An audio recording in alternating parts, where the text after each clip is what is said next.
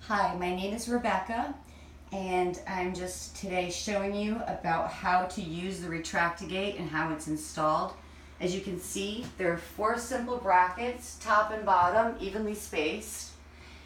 The wonderful thing about this is because of the molding at the top of the stairs, we were able to get extra spacers to have it equally distributed so it's completely even. Now to use the gate, I can demonstrate with something in my hand. Take the gate, clamps right like this.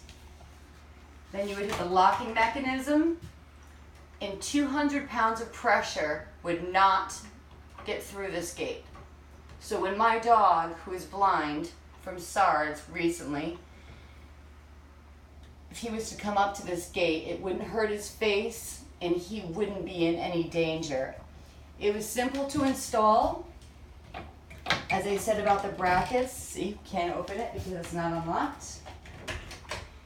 And not only the brackets, but you can purchase extra brackets, and the entire gate can come off of this bracket and attach to somewhere in the house.